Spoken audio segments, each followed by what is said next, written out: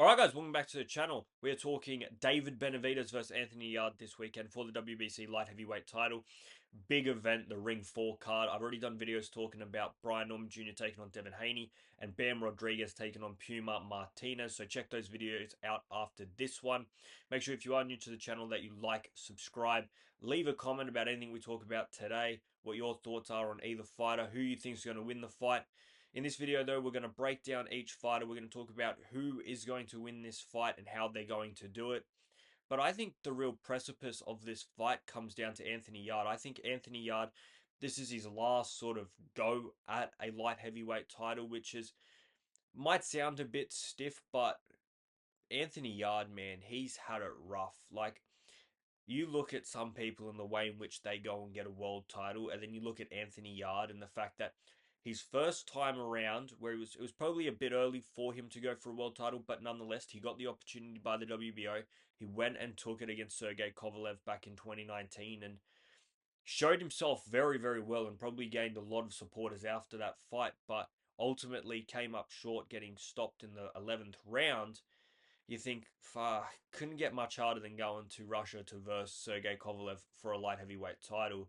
Fast forward 4 years after he's rebuilt himself, he's gone the ups and downs, the Lyndon Arthur fights, and he sees himself across the ring in London, across from Artur Beterbiev, possibly the scariest fighter in the world right now, and most definitely the scariest fighter in 2023. Undefeated in 18 fights, 18 knockouts, and Anthony Yarde once again was up against it with his opponent. Like, that is one of the most elite fighters we're ever going to see in Artur Beterbiev. And this is Anthony Yarde's second opportunity at a world title, and some regard it as possibly his last opportunity. They weren't sure when and if he was going to rebuild and get a world title. We know now that he has and he will get another shot at a world title. But then he got stopped in the eighth round, but it was a hell of a fight. And you look at those two fights, the one against Sergey Kovalev, Anthony Yarde hurts him in the eighth round before being stopped in the 11th. And then you look at the Beterbiev one and he hurts Beterbiev. Probably does the most damage anybody up until that point had done to Beterbiev in the fifth round. Arguably should have done more with it, but Beterbiev's just so skillful and so know how that by the end of that round, he had actually turned it around and Yarde was in the corner. But in the end, Yarde gets stopped in the eighth round, and you're looking at him and saying, it doesn't get much harder than those two. And now you're looking at his third attempt at a world title, and it's up against David Benavidez, and probably the most prime David Benavidez that we've seen up until this point. I actually don't think he's hit his peak. You look at David Benavidez, 28 years of age, but he's looked better at light heavyweight than I think he did at super middleweight. And I think the fact that he's not cutting weight, we saw him once or twice miss weight. One of his title fights, he wasn't even allowed to fight for the title because he missed weight. I think without that pressure now at light heavyweight, he is more comfortable. He's a big dude. He is a big, big dude, and he looks more comfortable. But he's only had two fights here at light heavyweight. He's had the Alexander Gvozdyk fight and the David Morrell fight. So for David Benavidez, he hasn't hit his peak, and you could argue between yourselves who between David Benavidez right now and Artur Beterbiev, at what age would he have been in that fight? 38, 39, something in and around then. Which one would have won that fight? I think David Benavidez now versus Artur Beterbiev 2 years ago is an elite, elite high level fight. And I think it's a almost 50-50. You probably give the precipice to Artur Beterbiev, but I think David Benavidez would hold himself very, very well in that fight. And once again, Anthony Yarde is in it the deep end. Like, we've seen people win some world titles so easily, be promoted from interims when they won an interim really, really easily. Anthony Yarde, all right, though he has lost his world title shots and we don't know what's going to happen in this one, this guy has been stiffed. And in any other sort of decade, any sort of other era, Anthony Yarde would be a world champion. I do believe that. But let's talk about the recent results for Anthony Yarde. Like, if we look at his last fight against Lyndon Arthur, the third fight of their three, it wasn't as dominant as the second fight, nowhere near it, but I think it was still another good fight by Anthony Yarde, and he ends up winning the decision 116, 112, 115, 113, 116, 112. That's back in April, and Unfortunately for Anthony Yard, you look at some of his wins. You look at the recent ones, the Ralph Vilkins one, the Marco Nikolic one, and Jorge Silva one. They're good wins, but those three guys and Lyndon Arthur are nowhere near the level of what he's going to come up against when he's fighting for these world titles against Beterbiev, against Kovalev, and now against David Benavidez. And if he gets another shot one day, it could be against Dmitry Bivol. Unfortunately for him, he hasn't really, in my opinion, fought anybody that sits anywhere close to those names of David Benavidez, Beterbiev, and and and those names. So for Anthony Yard, he has shown himself in those fights, and those are sort of the fights I think he's got to base this attempt on, and the one that we basically got to rate Anthony Yard on, because as good as the other 26, 27 wins of his career, they don't compare to the task at hand. And when we look at David Benavidez and what he's been doing recently, the win against David Morrell, a fight that I thought he won more convincingly than the 115-111 scorecard showed. But I guess you got to factor in the fact that he got dropped as well at the end.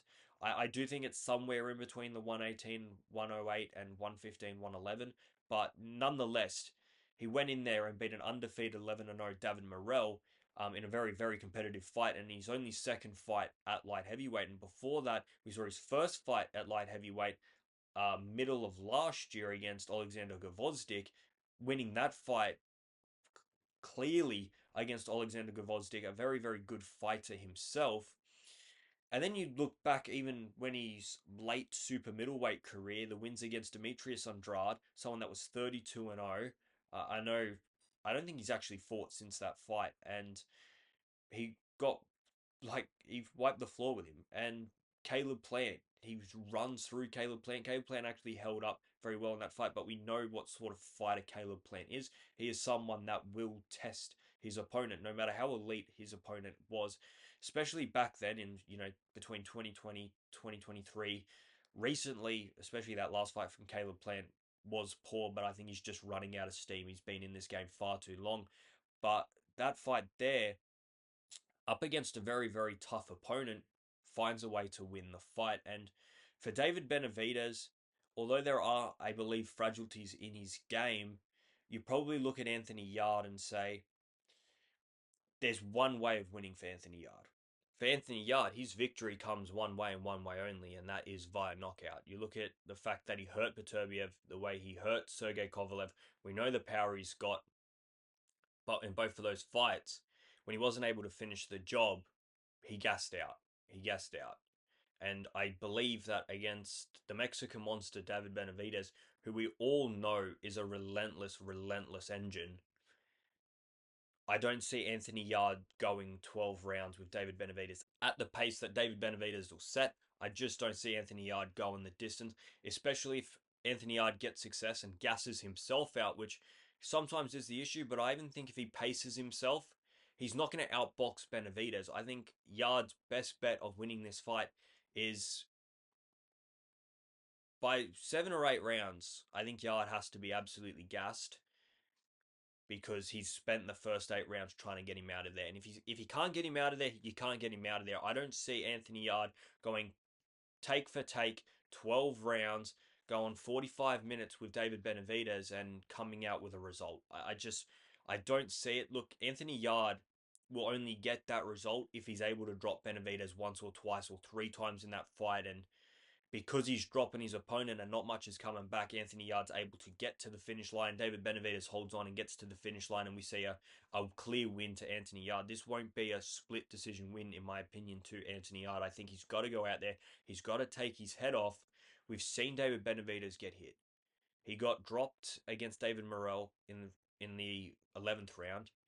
Back a few years ago, must have been 2017, 2018, when he fought Ronald Gavril. He's well ahead, but he gets dropped in the 12th round.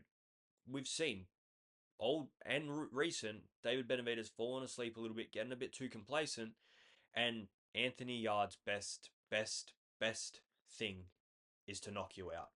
That is his best skill. That is what his God-given gift is the power to knock you out, the athleticism, the muscle to knock your opponent out from any time in that fight. And I think that's what Anthony Yarde has to rely on. We know what David Benavidez is. David Benavidez is a monster. He is going to box your head off. He is going to be relentless. He's going to be on the front foot and just work you and work you and work you into the ground. And unfortunately for Anthony Yarde, I just don't believe he has the gas tank.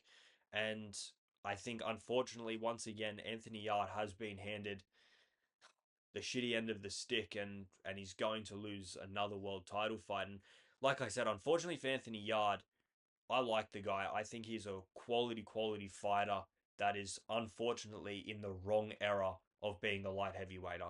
He goes skill for skill in another division, he probably becomes a world champion. If he was fighting light heavyweight in a different decade, he would be a world champion. He's just been given the fucking shittiest fucking division to try and win a belt in, and unfortunately for Yarde, he doesn't possess the skill or the boxing acumen or pedigree that David Benavidez, who's been boxing since he was 3 years old, that Beterbiev and Bivol have been granted this great amateur prowess. That's something that Anthony Yarde just doesn't have. So for me, he's got to go in there. He's got to go for the knockout. If he gasses out by round 8 and gets stopped, it'll be like Sergey Kovalev, it'll be like Beterbiev. It'll be a valiant effort, but unfortunately, you'll just come up short. I think that's the way of success for Anthony Yarde. For me, it is heavily in favor of David Benavidez because I feel like David Benavidez is just such a complete fighter, and at 28, he's coming into his peak. Anthony Yarde, I think this is his last chance at 34 years of age. I think David Benavidez gets this one. Let us know in the comments what you guys think. Like the video. Do subscribe to the channel. Like I said, we're trying to get 300 subscribers, and I'm out of here, guys. See ya!